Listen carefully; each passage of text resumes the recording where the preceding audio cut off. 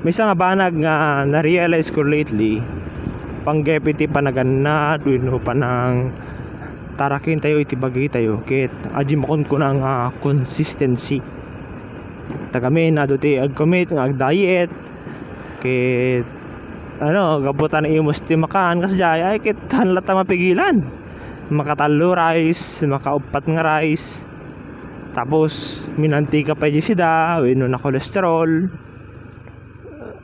maperde aja diet, maperde aja commitment. Although naging ibagatan nga naging consistent for 3 days,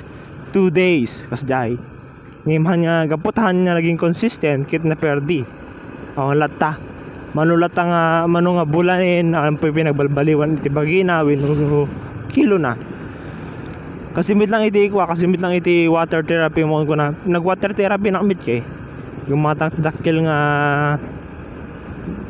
nga container 2 liters saya 1.5 tatno kasta pagbalunan pag inuman tatno ma-maintain na jay danom iti bagi ken malinis iti toxins no inom pero wala ta agbali na nga consistent iti 2 days san manen iti 3 day the next weeks kasjay so may nagbalbaliwan na kasi lata iti marik na tayo na kasi lata iti mabasamak so it's not getting better ngayon at least yung din padpadasik at damit ajay panag gym ko iti although di ka mo tinagbaliwan ti bagik nga ag-gym thrice a week magpamemberak pa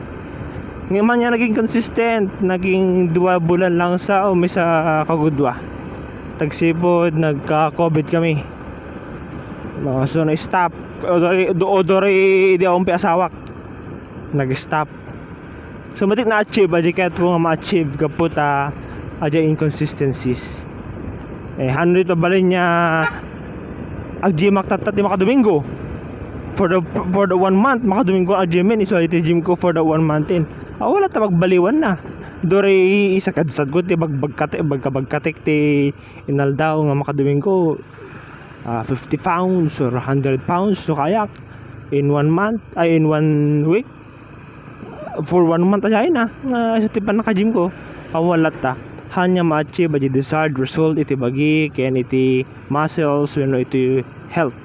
or iti pa nag-jogging ti 10 kilometers at agwalk na ti 10 kilometers no puro uldag mit to break in the next weeks wala ta ti ma-achieve na awan ti pakinabang na iti health the same iti spiritual life na adugamin ti na makatata nga consistent iti spiritual life da nga okay ta ni Domingo every week Domingo nga 1 hour and 30 minutes mabot biti 2 hours nga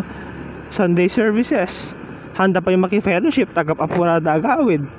ajay hindi pa naka-spiritual life da iti Domingo handa pa yung maki-prayer meeting piman kahit kasi nga raw ti growth ti spiritual life what do you expect in their spiritual life will they grow kahit siya kitagdautak tahan niya kasjay nga agwo-work iti sistema ni Apo consistency in what we do consistency in our spiritual exercises in daily Bible readings prayer meditation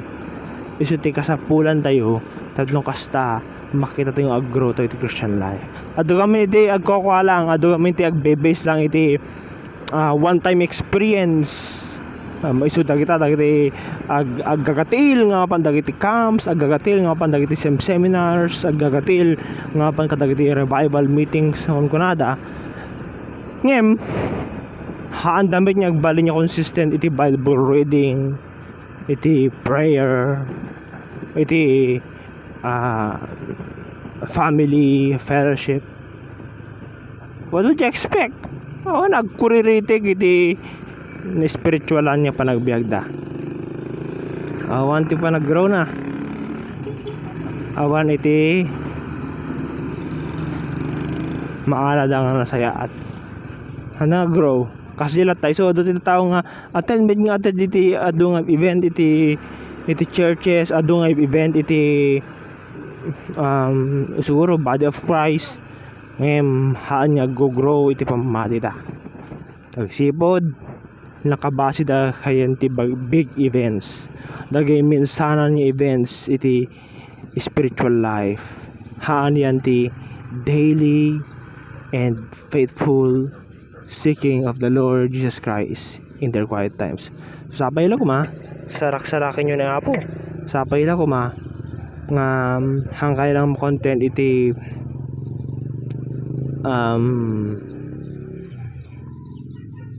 sumagmamano nga big events iti spiritual life tayo kasi dagiti exercise wino diet no dikit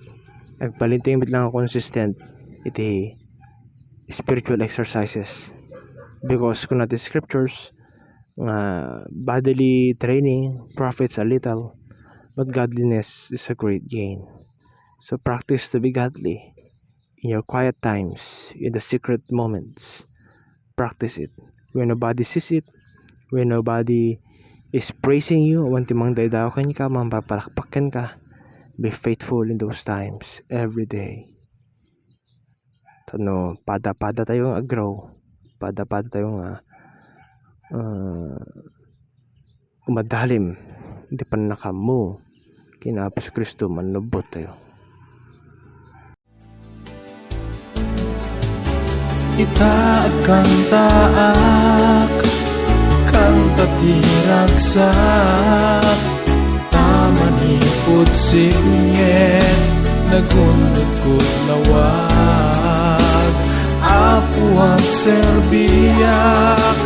ken nagtuluyak, aging nga alaem, tuwing pabulog mo abiyag. Idaydayaw ka, o amang namaraswa, ti ayat mo, nagpaiduma, di kinamatalik mo, awan ninggana, tasikat sang